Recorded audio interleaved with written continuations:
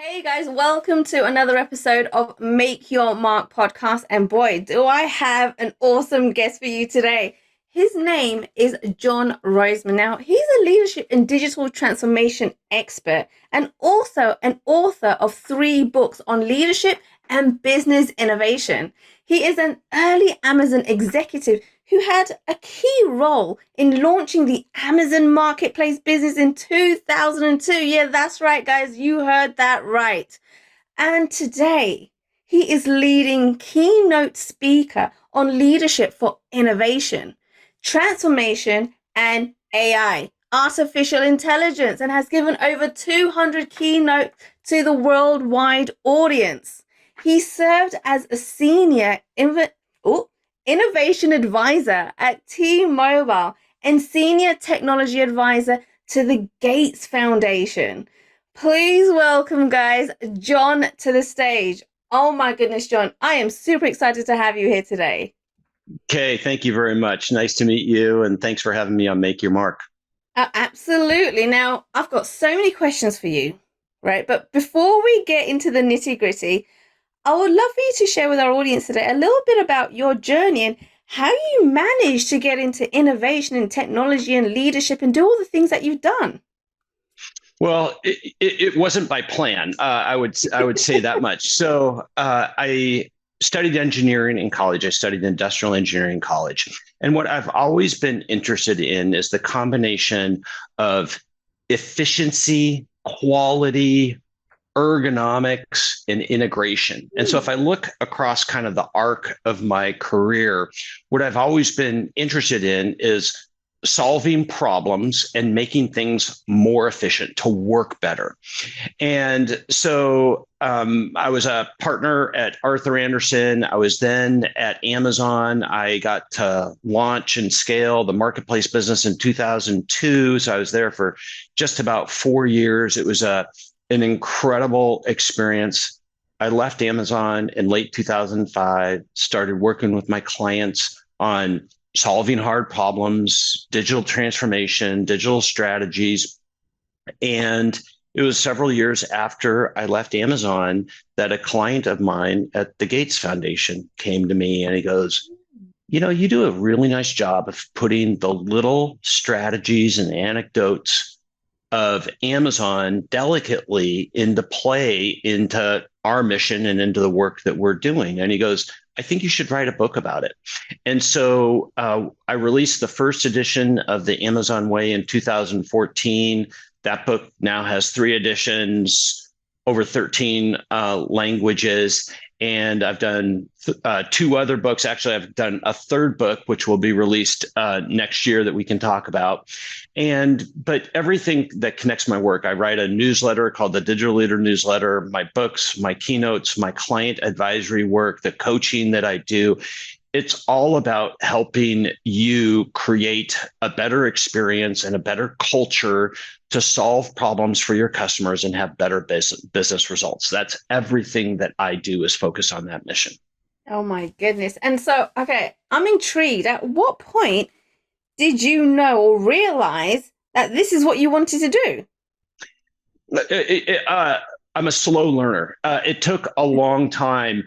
What I did was I just kept following hard problems, right? And I would notice in my work that if things became too operational, too steady state, if things became too good, that I would get bored with it, right? And so I was always hunting problems. And the interesting insight is you become invaluable to a business if you're a problem solver. And so that actually was like the turbo booster to my career and why I made partner at a young age at Arthur Andersen and was able to have the success I had. It wasn't really by this realization. And it was really after I would say I wrote my third book, a book called Think Like Amazon, 50 and a half ideas to become a digital leader. I released that in 2019. It's really the complement to the Amazon way. So it's the full playbook of all the impact, all the little strategies from Amazon. And I was like, oh, this is what I consistently like to do. I like to work with clients, see the patterns, figure out a way to create an approach, an algorithm, some systems that you can pass forward to others, write a book about it, and then kind of keep going from that angle. And so that's really where I've kind of fallen into this pattern of write, talk, practice, and then kind of rinse and repeat. Wow. Okay. Now, you started all this at a young age, right? Your journey started really early on. And so, Well, don't all of our journeys start at an early age? I mean, yeah, but I mean, regards to career and kind of directing yourself and working with Amazon and things like that, that people don't always know what it is that they want to do, where they should be going next. But I guess you were really interested in technology and leadership at a young age. Was that right? Or did that come later on down the line?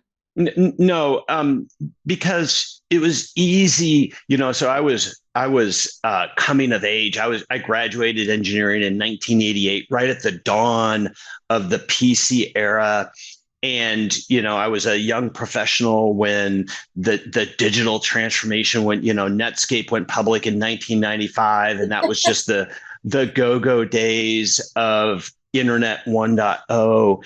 But it was easy to see the impact that technology would have on what I liked to do, which was to help businesses run a better business. And so that was always my interest in technology. Wasn't an inherent interest in the technology itself. It was, oh, this is not just a tool, but at times magic to help businesses solve problems.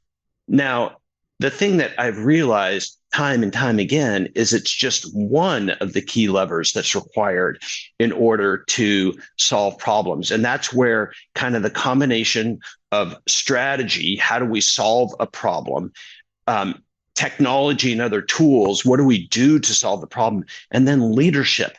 How do we actually lead to solve problems? It's really that combination of levers that I always pull, because it's never just one lever to solve a sufficiently hard problem. You need multiple levers to solve really hard problems. Right. And so technology is just one of them, like you said. What would you say in your experience are all the other levers? Yeah, pretty extensive, and that's really where I've leaned into on my books. Is people have this, I would say, kind of glossy relationship with this concept of leadership. And what I mean by that is, like, we all look at it like it's this endowment or something glamorous that charismatic people have, or that some people just seem to have. Now, there is some natural orientation to it, but leadership is a skill and it can be developed by anybody. But what you have to realize is that different missions need different types of leadership. And so the specific mission that I focus in on leaders is the mission of innovation. How do we actually grow and change? Mm-hmm. And what most senior leaders don't really understand is that their operations, everything that they've become excellent at, and their management skill set, their leadership skill set for running their existing business, is actually oftentimes exactly the opposite of what they need to do, believe, communicate when you are trying to innovate and change the business. And that's why the success rate of most digital transformations, innovation programs, big bets, the success rate is horribly low, because we try to lead these exactly the same way as we try to lead our operations, and it fundamentally doesn't work. And that's the problem that I address in leadership. Oh, wow. Okay. Now, talking about innovation and leadership together. Now, you said that you started back in 1988, and I know technology has come so far since then, right? Now, when you were doing that, when you was in tech and you knew that, oh my goodness, this is one of the ways, you can help businesses, this is awesome. Did you ever suspect or think, oh, technology is going to take over? Or was it you sure what was going to happen with it? What did you foresee? Well, and I still believe in the progress that technologies can make.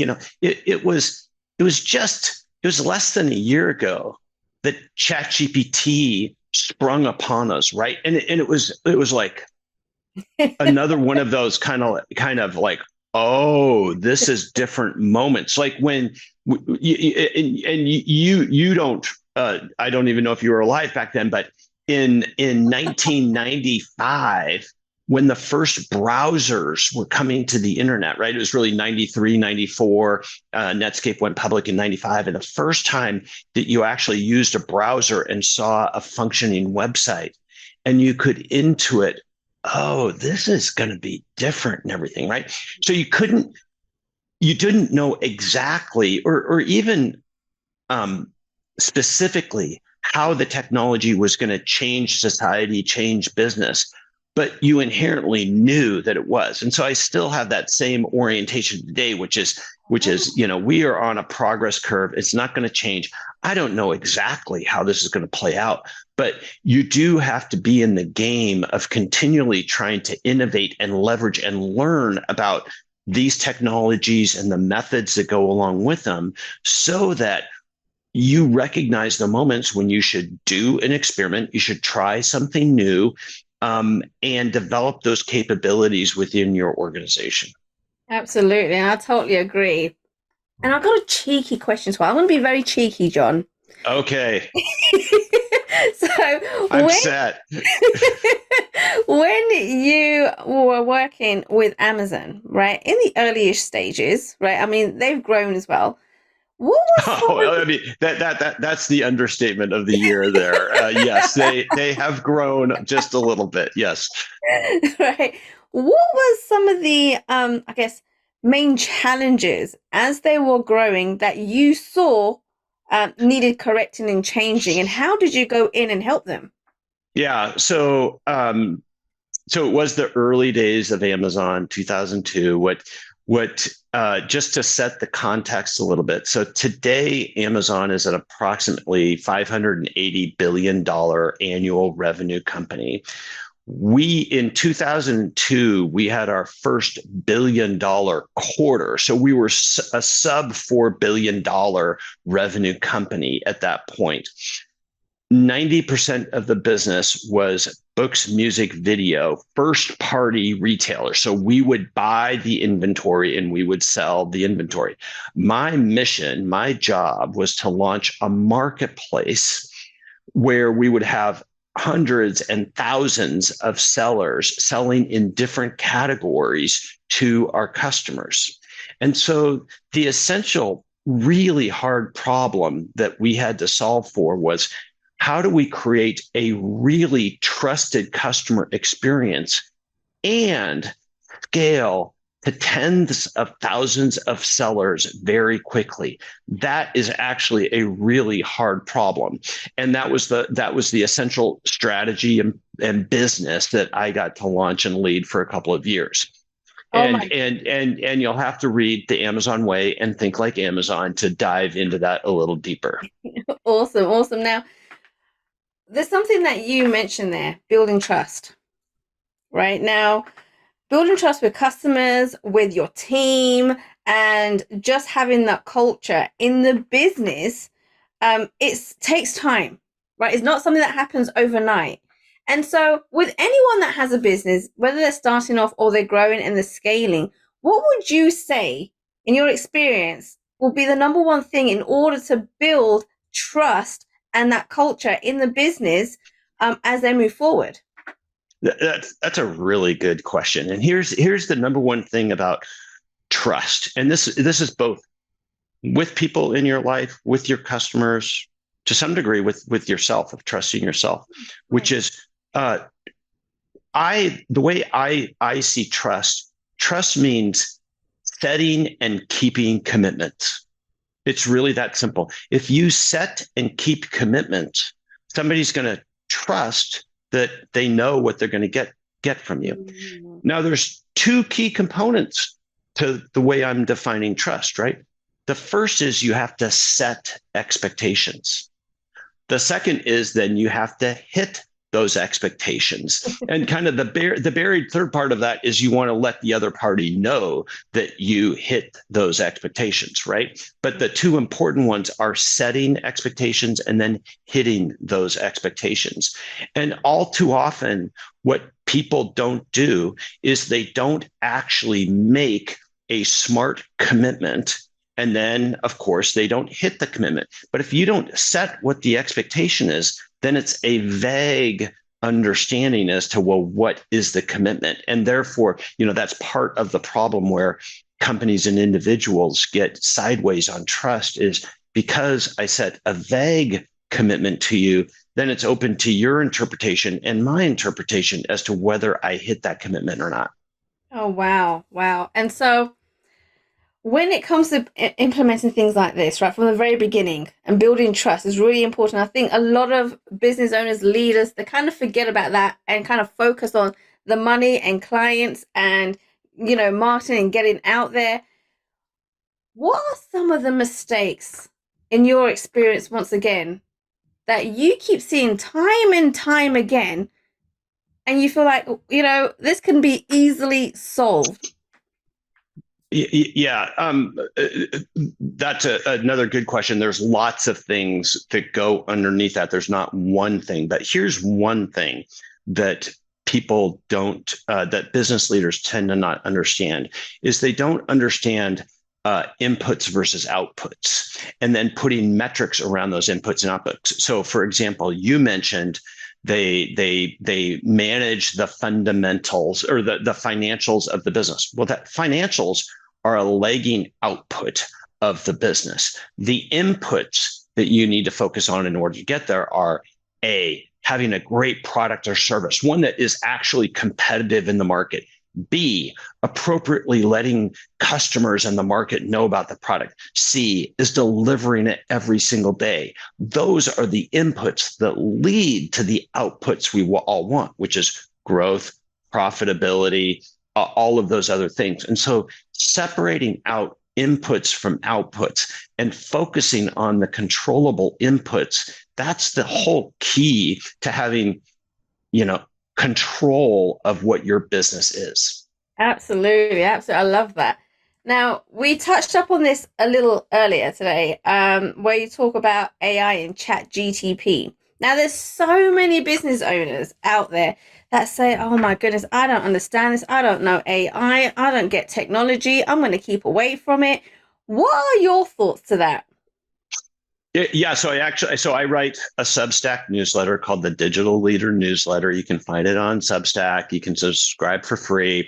I've been talking a bit about this, and the thing that people want to do is they want to immediately apply technology, whether it's Chat GPT or other technology, to a business function or to a business process. The most important thing you need to do is actually define what the function is. What are the outputs that we want from the function? What are the inputs that go into it? How do we make it as value added as possible and strip it down to its bare metal of everything is value added about it? And then apply technology to it, not the inverse, right? And so you first define and simplify a function or step, and then apply technology. I just released a newsletter edition this morning, and it was about the new Elon Musk book by Walter Isaacson. And the thing I honed in on was the name of the Substack was delete, delete, delete. So Elon has an algorithm for how he accomplishes the really hard engineering and business problems that he wants to accomplish, whether it's SpaceX, Boring Company, Tesla, or whatever, right? And Isaacson outlines this in the book several times, and it's called the algorithm, right? But the key to the algorithm is challenge every requirement, delete, delete, delete, and then apply automation and technology, right? So it's the same mindset again, which is truly define the value added activity and make it as essential and as simple as possible, and then apply technology. That's not what most business people want to do. They want to do the comfortable thing, which is, oh, this is a technical problem. We can apply technology without really, as a team, rationalizing what do we do? Why is it value added? What shouldn't we be doing that we do today? And then applying technology. I like that. I like that. Okay, so people are doing that on the reverse. But do you find that a lot of businesses are probably doing that on the reverse because they're like, oh my goodness, we got to get on top of this technology. We got to be others. We're going to get left behind. And I think that's fair, and that's a good reaction, but you have to go about it in both a systematic manner and as well as in an experimental manner. And so if you approach everything as an experiment, well, what do you do with an experiment? Well, first of all, you decide, well, what do I want to test? Then you create a hypothesis, and then you find the cheapest way possible in order to test it. And then you keep doing that time and time and time and time again. And if you do that in a systematic way, then you're learning and you're making progress. But too often, companies they start off with this incredible enthusiasm, but then they quickly lose that clarity, and they lose that velocity, and they don't go about things in an experimental mindset. Instead, they make big commitments up front. And those are the core reasons why all these innovation programs and digital transformations fail. Interesting. That is very different perspective to a lot of us and what we have about technology. That's really cool. Which is actually a good tee up. So I have a new book being released next February. It's called Big Bet Leadership, Your Transformation Playbook for Winning in the Hyper Digital Era. And that book is all about these topics that we're talking about how do we think? How do we create an environment in which we can experiment? And how do we actually manage these types of major transformations? So you can find it at Amazon, or you can read more about it. You can. I have a website up called bigbetleadership.com, and you can learn more about the book there. Oh, fantastic, fantastic. Now, I know at this point, John, people are like, oh my goodness, I need to speak with John. I need to connect with him. So where can they go to come and connect with you, maybe even speak with you and learn more about you? Yeah, absolutely. So johnrossman.com is a site. You can send me contact information. LinkedIn is always easy, right? John Rossman, or bigbetleadership.com. Brilliant, brilliant. John, it was a pleasure having you on this show. So many golden nuggets in such a short amount of time. Thank you so much. Kay, thank you for welcoming me, and I appreciate the opportunity. Thanks for listening to Make Your Mark podcast at www.makeyourmarkpodcast.com. Make sure you hit that subscribe button so you get this and every other episode that comes out. We have lots of great stuff coming, so make sure you hit subscribe so you don't miss it. And thank you in advance for all the reviews and comments. I appreciate it so much, and I look forward to serving you in next week's episode.